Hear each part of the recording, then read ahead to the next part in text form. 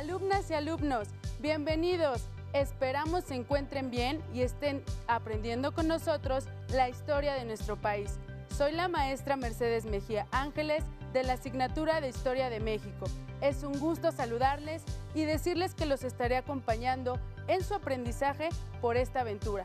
En esta tercera emisión abordaremos a través de un breve pero interesante recorrido el panorama del periodo del Virreinato de la Nueva España.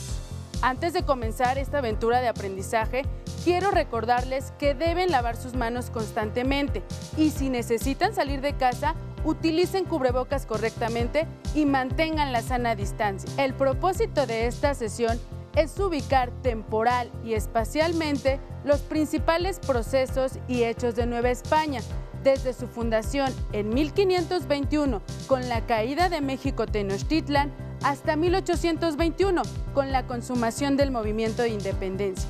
Para lograr el propósito de aprendizaje del día de hoy, les pedimos poner atención, mantenerse alerta y estar dispuestos a aprender. Recuerden tener a la mano, además de su libro de texto, su cuaderno y un bolígrafo para hacer anotaciones. Ahora los invito a que me acompañen a nuestro espacio Leer para Conocer, donde compartiremos un fragmento de la nota publicada por el Instituto Nacional de Antropología e Historia, INAH, titulada Ciudad de México, la más cosmopolita de la época virreinal, que dice así: en el siglo XVII no había una ciudad en todo el orbe que alojara una sociedad tan cosmopolita, pluriétnica, mestizada, multirracial y pluricultural como la virreinal Ciudad de México.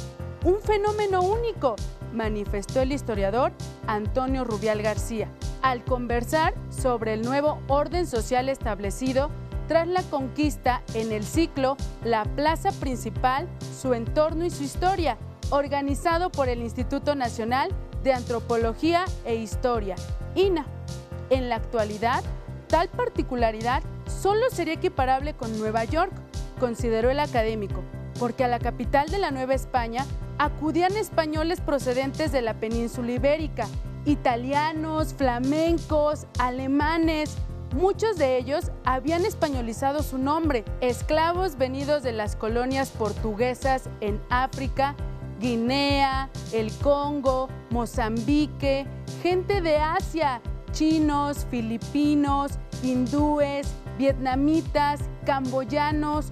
Muchos de ellos habían llegado también como esclavos y habían comprado su libertad. A esa complejidad representada por población de los tres continentes, Asia, Europa, África, y que tenía el castellano como lengua de contrato, debe agregarse la diversidad indígena.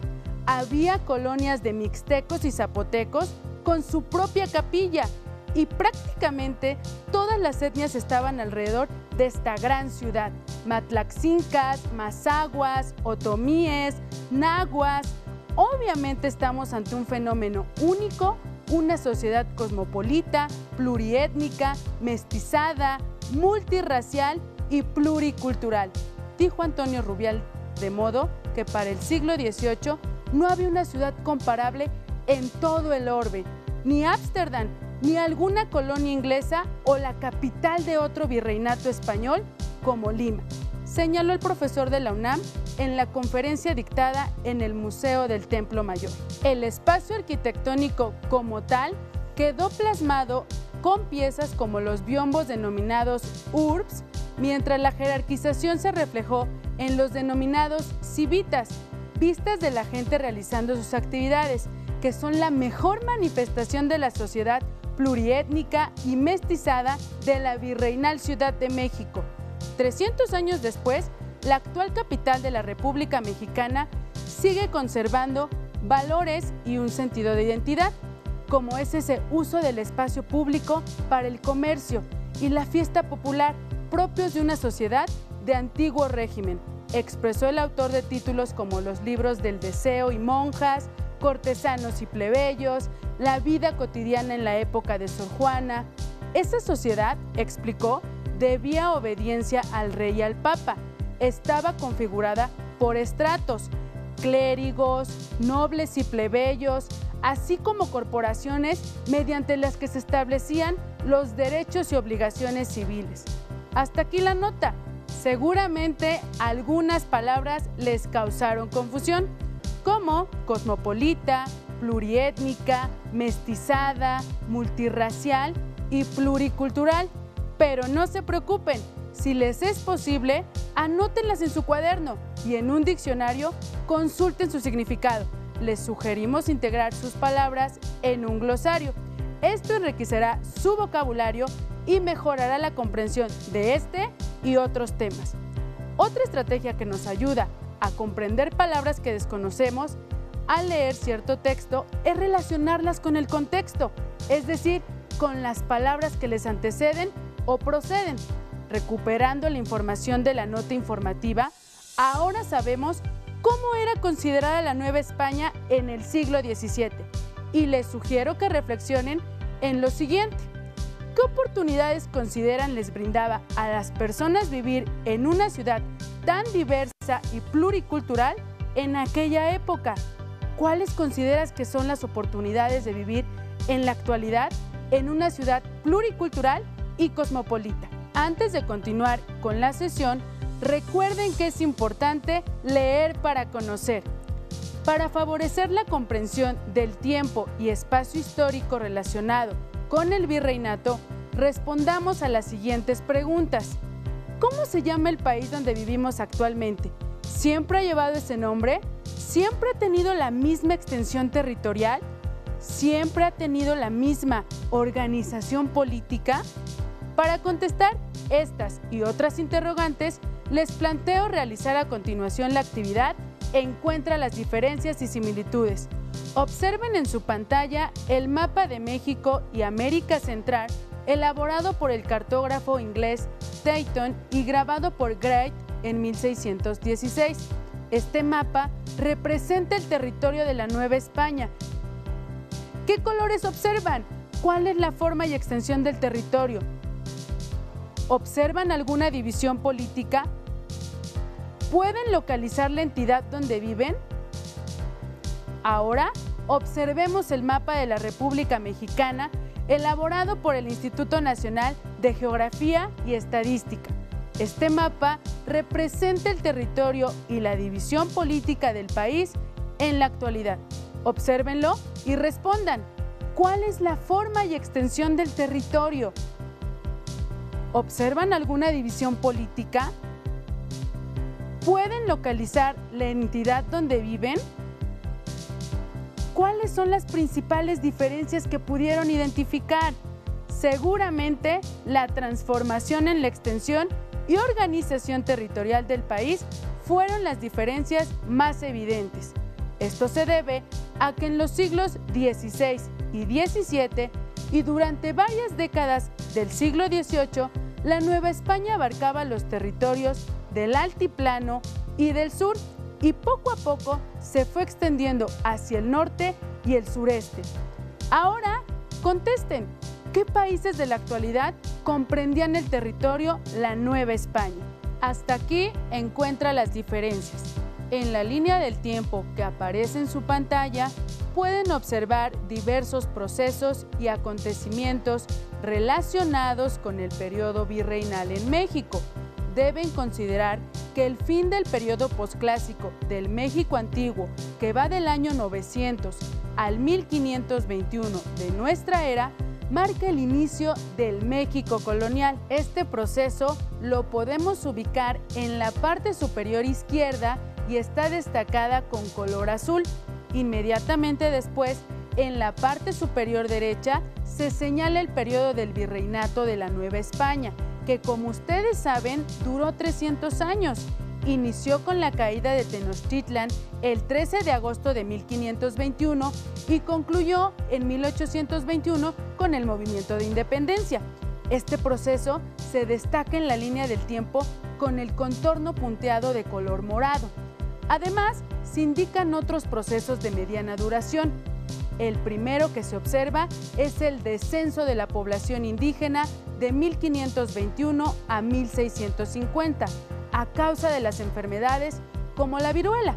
Este proceso abarca un siglo y 2 décadas aproximadamente. El segundo proceso es el auge de la producción de plata de 1670 a 1750. Esto debido a la introducción de nuevas técnicas mineras y el descubrimiento de yacimientos de plata en el centro y norte del país. ¿Pueden identificar cuántas décadas duró este periodo? El tercer periodo fue la conquista maya, que va de 1527 a 1697. Como pueden observar, es un periodo de mediano plazo que abarca un siglo y 7 décadas aproximadamente. Finalmente, en esta línea del tiempo, de 1700 a 1821, identificamos la llegada de la dinastía Borbón a la corona española. Esta dinastía se dio a la tarea de organizar la administración de la Nueva España. Para ello, estableció una serie de reformas, principalmente en lo político y económico, conocidas como borbónicas. Su objetivo fue la consolidación de su gobierno y el auge económico. Es importante que identifiquen que algunos procesos sucedieron al mismo tiempo. A esto se le llama simultaneidad. Por ejemplo, el descenso de la población indígena coincide con la conquista de la zona maya. Lo mismo sucede con el auge de la plata, que tiene coincidencia con el ascenso de la dinastía Borbón en el siglo XVIII.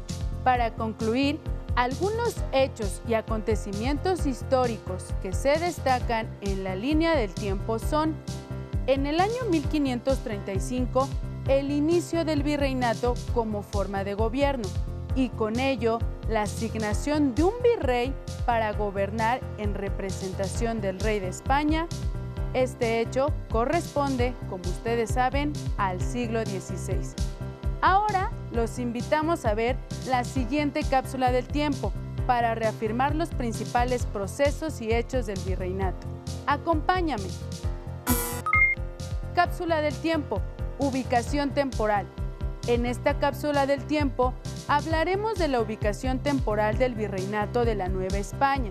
Para entender este periodo de la historia de nuestro país, destacaremos algunas fechas relevantes. La segunda gran etapa de la historia de México es la época colonial, también llamada novohispana.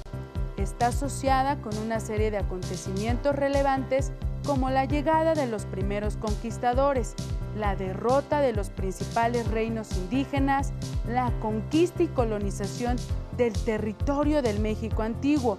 En fin, fue un complejo y largo proceso que duró 300 años. Desde 1522 comienza la llegada de pobladores españoles y el traslado de animales y plantas, así como la extensión de prácticas ganaderas, agrícolas y manufactureras que transformaron el paisaje y la vida cotidiana. A partir de 1524 arribaron frailes franciscanos, dominicos y agustinos para el adoctrinamiento de la población indígena y la administración eclesiástica del nuevo territorio. En 1536 comenzaron a circular las primeras monedas acuñadas en la recién fundada Casa de Moneda. Otro acontecimiento significativo ocurrió en 1571, cuando se estableció en la Nueva España el Tribunal del Santo Oficio de la Inquisición, cuyo control político no era menor al que tenía en materia religiosa. Relacionado con el ámbito económico, en 1592 se consolidó una poderosa élite de mercaderes organizados en el Consulado de la Ciudad de México.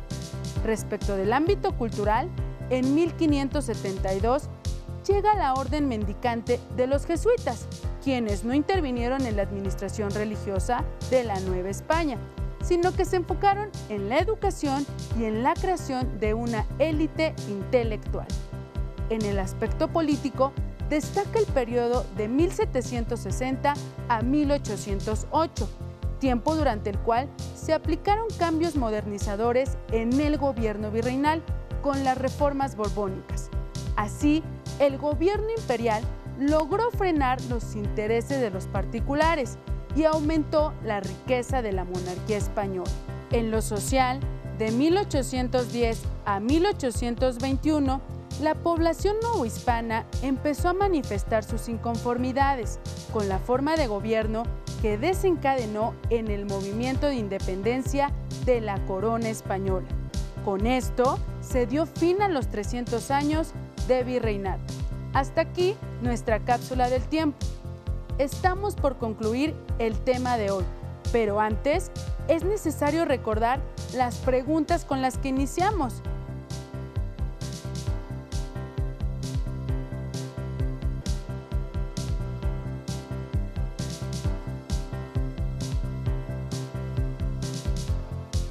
Pues bien, ahora queda claro que nuestro territorio, llamado actualmente Estados Unidos Mexicanos o México, de 1521 a 1821 fue parte de Nueva España y que en su condición de colonia fue gobernada por virreyes y por tanto se le denominó virreinato.